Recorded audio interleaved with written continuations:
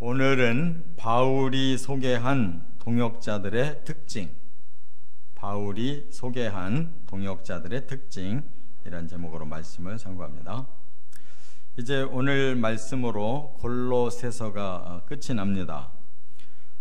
다른 서신과 비슷하게 이 끝부분에 바울과 함께하는 사역자들을 쭉 소개하면서 그들도 너희에게 문안한다, 이런 인사를 하면서 끝을 내는데, 오늘 본문에 보면 아주 여러 사람의 이름이 나옵니다. 그들의 그 사역을 오늘 본문에서 소개하고 있는데, 사도 바울은 비록 몸은 감옥에 갇혀 있어도 여전히 계속 사역을 하고 있다는 것을 알 수가 있어요. 그 세 가지로 사역을 나눌 수가 있는데, 바울은 감옥 속에서 예수님을 본받는 고난 사역을 하고 있습니다. 그것도 사역이에요. 예수님이 가신 길을 그가 아주 대표적으로 로마 감옥에 들어가서 지금 고난 사역을 감당하고 있고, 뿐만 아니라 자신은 못 움직이니까 다른 사역자들을 통해서 또 그 지역에 가서 목회 사역을 하도록 하고 있는 걸 볼 수가 있어요. 그래서 목회 사역하는 사역자들을 또 소개하고 있고, 또 하나는 문서 선교 사역을 하고 있습니다. 사도 바울은 지금 옥중에 있지만 바로 이 골로새서도 옥에서 쓰고, 빌레몬서도 옥에서 쓰고, 에베소서도 옥에서 쓰고, 빌립보서도 옥에서 쓰고, 이렇게 그것이 이제 전 지역에 가서 예배 때마다 그 서신을 성경 읽듯이 읽고 말씀 나누고, 그것이 나중에 성경으로 집대성이 됐고 신약 성경이 됐고, 그리고 오늘 우리도 바로 이 말씀 가지고 하나님 뜻을 깨닫고 서로 나누고 있잖아요. 그러니까 문서 선교 사역이 사도 바울 때 이렇게 이루어졌기 때문에 이게 2000년간 지금도 문서 선교 사역이 큰 역할을 하고 있는 거예요. 우리는 날마다 이 문서였던 그 서신이 성경이 됐기 때문에 이거 읽고 신앙생활 하잖아요. 이 안에 원리가 다 들어있어요. 이렇게 세 가지의 특징을 사도 바울이 여기서 말하면서 그 일꾼들이 누군가를 소개하고 있다, 그 말이에요. 그래서 우리가 그들의 그 사역과 또 훌륭한 모범을 배워야 된다 하는 걸 깨닫습니다. 첫째, 7절부터 11절까지는 고난 사역에 동참한 일꾼들을 소개하고 있어요. 먼저 여기 보면 두기고라는 사람을 이제 7절에서 먼저 얘기하고 있는데, 이 두기고는 내 사정을 다 너에게 알려줄 것이다 그랬으니까, 바울과 함께 이 고난 사역에 동참하면서 또 그는 아직 감옥 안에 있진 않은 것 같아요. 그래서 이제 그 골로새에 파송을 한 거예요. 그래서 그곳에 직접 가서 바울의 상황을 얘기해주고, 또 바울의 말을 전해주고, 또 그들 성도들로 하여금 위로를 받도록 바울 대신 파송받은 사람들이에요. 그러니까 그 사람을 뭐라고 지금 소개하고 있냐면, 사랑받는 형제요, 신실한 일꾼이요, 주 안에서 함께 종이 된 자다 그랬어요. 그러니까 바울과 함께 이 고난을 감당을 하니까 사랑받는 형제다. 그러니까 바울도 그를 굉장히 신임하고 있는 거죠. 신실한 일꾼이다. 신임만 할 정도가 아니라 신실, 믿음 신자의 열매실, 믿음의 열매를 맺은 사람이다, 그 말이에요. 주 안에서 함께 종이 됐다. 종이라는 것은 아주 가장 낮은 계급의 사람을 의미하는데, 우리는 예수의 종이 돼 있다. 고난을 겪는 것을 오히려 영광스럽게 생각하는 거예요. 이런 사람이 주를 위해서 고난도 스스로 달게 받는 사람이 된다는 거예요. 또 여기 9절에 가보면 오네시모라는 사람을 소개하고 있는데, 이 사람은 뭐라고 그랬냐면 신실하고 사랑을 받는 형제요 그랬으니까 앞에 두 기고와 똑같이 그렇게 신앙의 열매도 있고 바울의 사랑도 받고 있다는 거죠. 그런데 한마디를 더 붙여서 너희에게서 온 사람이다 그랬어요. 그러니까 이 사람이 골로새 출신이라는 거죠. 그러니까 특별히 이 골로새 출신의 오네시모가 이제 나와 함께 있는데 내가 너희들에게 보낸다 그랬어요. 그러면 이 오네시모가 누구냐? 빌레몬서에 나와요. 다음 이제 빌레몬서를 할 건데 그가 빌레몬의 집에서 잔일을 하던 그 아랫사람이었는데 빌레몬서를 읽어보면 뭔가 빌레몬에게 죄짓고 도망간 사람이에요. 그런데 로마로 들어와 가지고 또 범죄를 저질렀는지 감옥에 왔다가 바울을 만나 가지고 회심을 한 사람이라는 말이에요. 그리고 얼마나 제자 훈련을 잘 받았는지 바울의 측근이 돼서 이렇게 고난사역에 동참한 사람이라는 거예요. 그래서 빌레몬에게 이 사람은 과거에 네가 아는 사람이 아니다. 예수 안에서 함께 사역자 됐으니까 이제 그 사람 다 오해 풀고 받아줘라. 그런 서신을 쓰잖아요.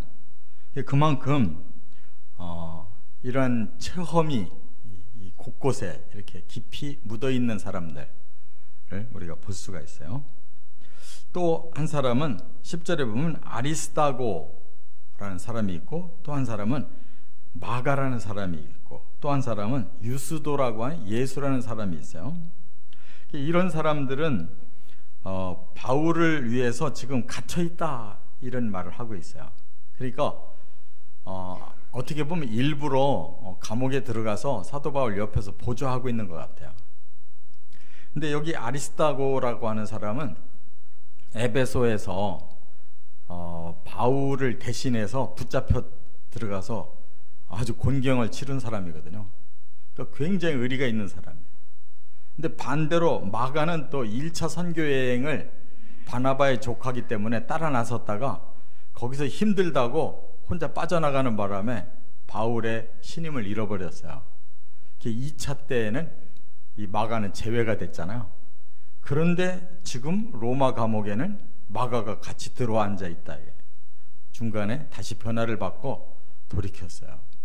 베드로전서 5장에 보면 아주 베드로에게도 굉장히 신임받는 마가예요. 그러니까 마가가 젊어서 조금 흔들리긴 했어도 결국은 뿌리가 있는 집안이잖아요. 마가의 다락방 유명한 곳이잖아요. 바나바의 생질이잖아요. 결국은 그가 나중에 이렇게 바울에게도 좋은 동역자로 베드로에게도 좋은 동역자로 쓰임받았기 때문에 마가복음을 남긴 거예요. 사람은 끝까지 가봐야 돼. 또 여기 유스도라고 하는 예수, 그는 거의 그 흔적을 발견할 수가 없어요. 그러나 현재 하나님 나라를 위하여 함께 역사하고 있다. 감옥에서 고난받는 게 하나님 나라를 위해서 함께 역사하는 것이다. 이렇게 주를 위한 자원하는 고난도 있다 그 말이에요. 이처럼 주를 위해서 스스로 자기의 안일한 삶을 포기하는 헌신자들도 있어요. 이걸 본받을 때 그 고난의 헌신은 결코 헛되지 않는다 하는 걸 깨닫습니다. 두 번째 12절 13절에 보면 목회 사역에 동참한 일꾼들이 있어요. 바울은 꼼짝 못하는데 대신 지역에 파송돼 가지고 목회하고 목회 보고를 하고 이렇게 지역 복음화가 이루어져 가고 있다는 거예요. 그 대표적인 지금 한 사람을 소개하고 있는데 에바브라라고 그랬어요.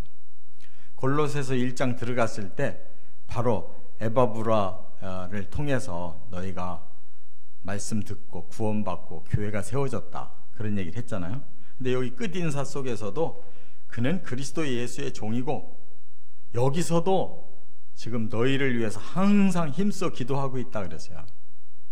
그러니까 아마 에바브라가 그 골로새서를 세우고 이렇게 목회를 하던 중에 사도 바울에게 갔던 것 같아요. 근데 여기에서 멀리 떨어져 있는 골로새 교회와 당신들을 위해서 여기서도 중보기도를 계속하고 있는데 뭐라고 기도하느냐? 완전하고 확신 있게 서게 해달라고 하나님께 그렇게 기도하고 있다는 거예요.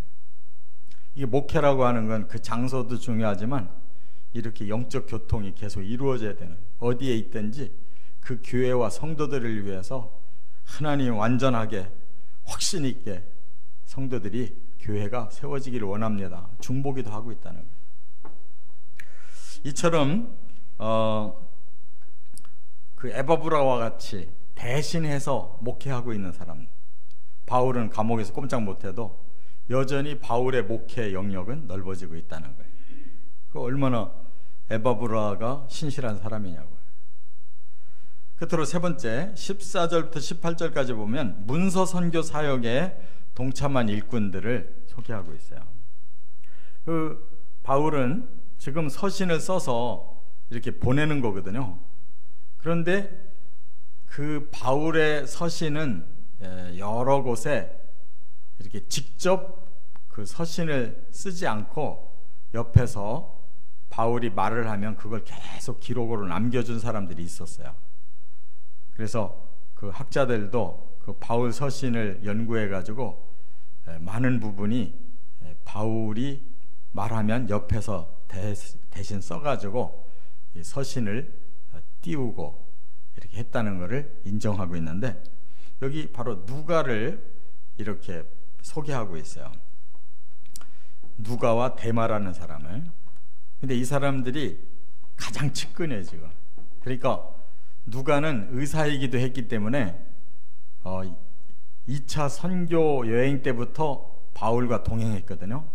예루살렘도 같이 들어와서 같이 고생하고 로마까지 또 같이 가서 같이 고생하고 있는 거예요.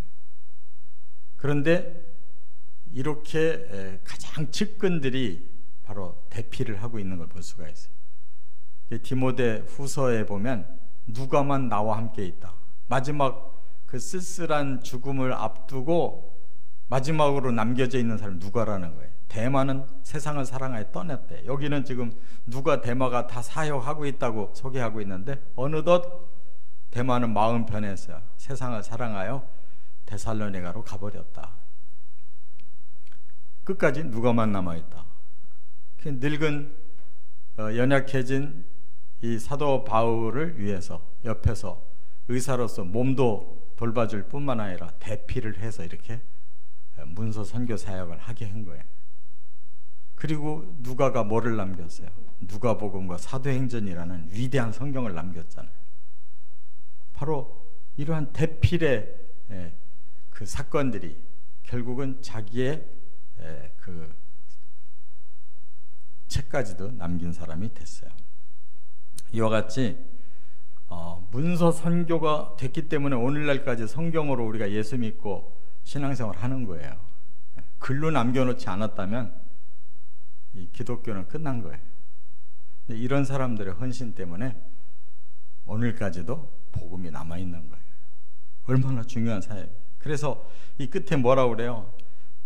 골로새 교회 성도들은 이 말씀 읽고 또 옆에 라오디게아 교회에다가 또 전해줘라. 그 라오디게아 교회는 또 자기들이 읽은 서신을 또 일로 보내라. 그리고 히에라볼리 성도들에게도 또 전해줘라. 그러니까 그 주변의 교회들이 서로 서신을 서로 바꿔가면서 이렇게 읽은 거예요. 근데 오늘날은 편하게 이렇게 성경이 그대로 우리에게 다 66권이 다 하나로 있고 집에 가면 몇 권씩 꽂혀 있잖아요. 안 읽어서 문제지. 그 당시에는 읽을래도 읽을 거리가 없었던 거예요. 그러니까 이 교회에 보냈던 거 저 교회로 또 돌려주고 저 교회로 왔던 서신 또 이 교회에서 받아서 읽고, 말씀이 얼마나 귀했는지. 중국에서도 90년대 문 열릴 때 그 공장의 지하실에서 예배드리는 사람들이 그랬어요.